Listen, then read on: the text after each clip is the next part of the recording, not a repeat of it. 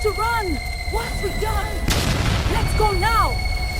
Grace and Olivia had been best friends since high school. To everyone, they were inseparable, the kind of girls that made friendship look perfect. They studied together, went to church together, dressed alike, and even finished each other's sentences. People admired them and often said, "May we all find a friend like Grace and Olivia." But behind Grace's pretty smile hid a shadow no one could see, silent envy. From the very first day they met, Olivia's mother had sensed something. After Grace left their house that day, she told her daughter quietly, "I don't know why I don't like that girl. Be careful of her." But Olivia laughed and brushed it off. "Mommy, Grace is a good person. You see." Olivia had a pure heart, soft, trusting, and full of light. She loved her friends genuinely. And because Grace was always so sweet around her, she never suspected anything. Grace, on the other hand, lived in constant comparison. She wanted to be the one everyone noticed first, the one teachers praised, the one classmates complimented. Whenever people said Olivia was beautiful, Grace would smile but quickly add, "She's just fair, that's why she shines more." It made her feel better, at least for a moment. Their friendship continued through the years. But envy grows slowly. It hides behind laughter and smiles until one day it takes over everything. When Olivia got her university admission first, Grace almost fainted from rage. She pretended to be happy, hugging her and saying, "I'm so proud of you." But that night, she cried bitterly, asking herself why life always favored Olivia. When she finally got her own admission a year later, she thanked God, not out of joy, but relieved that she wouldn't have to live in Olivia's shadow. In university, Olivia blossomed. Her natural kindness and grace drew people to her. She got good grades, joined social clubs, and even met someone, a gentle, thoughtful guy named David. Grace met him once and could barely hide her irritation. He treated Olivia like a queen, always patient, always supportive. Grace had never experienced that kind of love. The men she met were the complete opposite, loud, proud, and careless. But she still pretended everything was fine. When she couldn't stand it anymore, she began planting seeds of doubt. One evening, while Olivia was gushing about how caring David was, Grace interrupted sharply. "I don't know, Liv. Are you sure he's not pretending? He seems too controlling sometimes. Always calling you, always asking where you are." Olivia frowned. "He's just protective, Grace." Grace smiled faintly. "Protective or possessive? I'm just saying, don't lose yourself in love." From that day, she never stopped. Each time Olivia mentioned David, Grace found something negative to say. Sometimes she'd even make things up, just to make Olivia question him. But no matter what she said, David stayed loyal, and Olivia's love never wavered. Years passed. They both graduated. David proposed to Olivia in front of her friends and family. Grace was there, clapping with trembling hands and a forced smile. Inside, she was burning. She congratulated them, but that night she couldn't sleep. She kept asking herself why Olivia always got everything, love, peace, happiness, while she got heartbreak, disappointment, and lies. On the night of Olivia's grand wedding, Grace's jealousy reached its peak. She smiled through the photos, posed with the bride, even caught the bouquet, but inside, she was raging. When she got home, she confronted her boyfriend, John, who had refused to marry her after 3 years of dating. "John," she said angrily, "Olivia is married now. What are we waiting for? Don't you love me?" John laughed lazily. "Grace, marriage isn't a race. When it's time, it's time." Grace's chest tightened. She felt humiliated. She had been patient, loyal, and hopeful, yet John didn't see her worth. That night, tears streamed down her face as she packed her things to visit her mother the next day. Her mother, Mama Grace, was a proud woman, sharp-tongued, always bitter about other people's success. When Grace arrived, crying and explaining how John still hadn't proposed, her mother hissed loudly. "Eh, I knew it. You see that your friend Olivia. She has always been lucky. You think it's normal that everything good happens to her? Open your eyes, my daughter." "Mama," Grace said, wiping her tears, "what should I do? I've been with John for years." Her mother leaned closer, her voice lowering to a whisper. "You'll get pregnant. Once that happens, he'll have no choice but to marry you. Men fear shame. If he truly loves you, he'll stay. If he doesn't, at least you have tied him down." Grace hesitated but eventually nodded. Her mother's words rang in her ears all the way home. That night, she began her plan. Weeks later, she smiled as she looked at the 2 red lines on the pregnancy test. She had succeeded.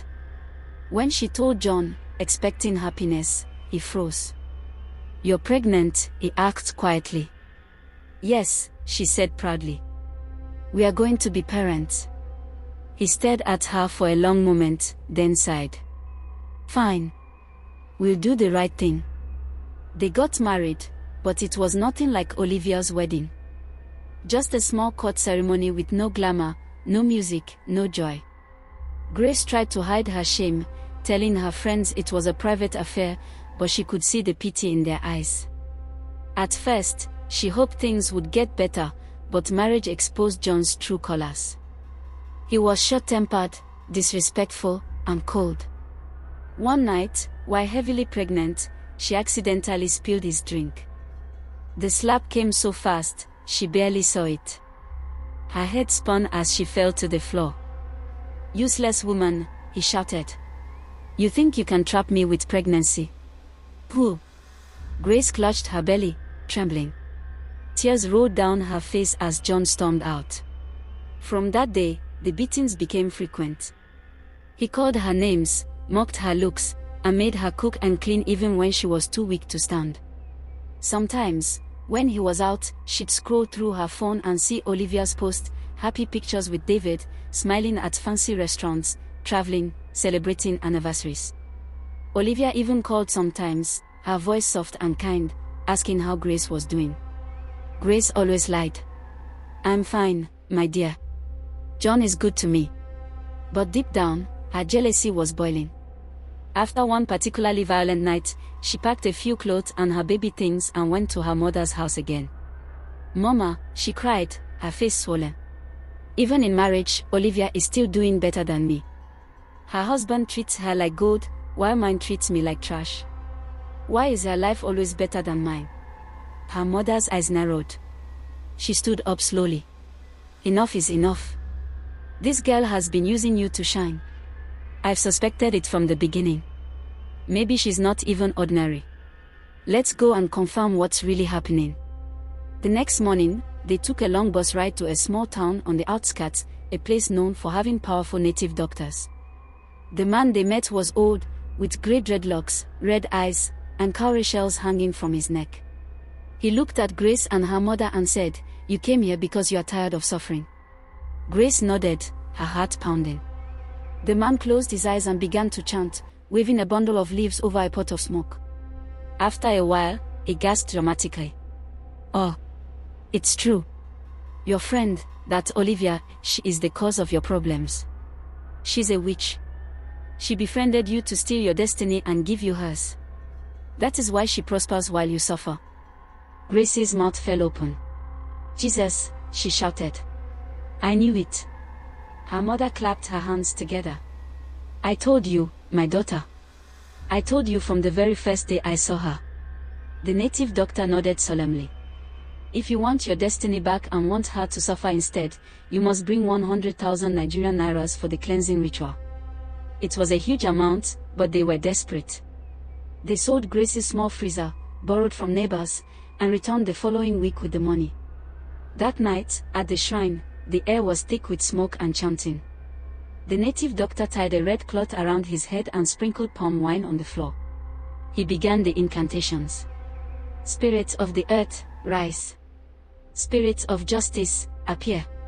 Bring forth Olivia's spirit. Suddenly, a loud clap of thunder shook the shrine. The oil lamp flickered. The wind howled through the trees outside. The native doctor froze, his eyes wide. He began to tremble violently. "Mama! What's happening?" Grace shouted. Before anyone could answer, lightning struck through the thatched roof, hitting the pot in front of them. The native doctor screamed and fell backward, lifeless. The room filled with the smell of burnt herbs and fear. Grace and her mother ran out, terrified, their hearts pounding. They didn't look back. 2 days later, it started. Mama Grace woke up one morning and couldn't see clearly. She rubbed her eyes, thinking it was sleep. But by noon, everything went black. She screamed, "Grace! Grace, I can't see." Grace rushed to her side, panicking, but as she held her mother, she blinked and gasped. The room was fading from her vision too. "Mama! I can't see either." They both screamed and wailed. Neighbors rushed in and found them rolling on the floor, blind. The story spread fast through the community. People whispered that they had gone to do something evil and it had backfired. Olivia heard about it days later through a mutual friend. Shocked, she rushed to the village immediately. When Grace heard her voice, she broke down in tears. "Olivia, I'm sorry. I went too far. I was jealous. I let envy destroy me." Olivia wept too. "Grace, I never wanted to hurt you. You were my sister." As Grace sobbed, pain shot through her body. Her water broke suddenly, she was going into labor. Neighbors ran to help, but the baby was born lifeless. Grace screamed in agony, clutching her child to her chest. "My baby! Please wake up." But there was silence. Olivia held her, both of them crying. In that moment, Grace realized the full weight of her actions. Everything she had done out of jealousy had only brought her pain. Her mother sat nearby, weeping bitterly, murmuring prayers of regret. Days later, Olivia paid for their hospital treatment and found specialists to attend to them. Though their sight never returned, Olivia didn't abandon Grace or her mother. She made sure they were taken care of and visited often, bringing food and supplies on. Tears rolled down Grace's blind eyes as she whispered, "I wish I had loved like you." The moral of the story: jealousy doesn't destroy the person you envy, it destroys you. Envy blinds the heart long before it blinds the eyes. Learn to celebrate others sincerely. What's meant for you will come in its own time. When you allow bitterness to lead you, you lose more than you gain. True peace begins when you stop competing and start appreciating. Thanks for watching. Now tell me in the comments, if you were in Olivia's shoes, would you have forgiven Grace? What would you have done differently? Have you ever had a jealous friend or a friend who turned enemy?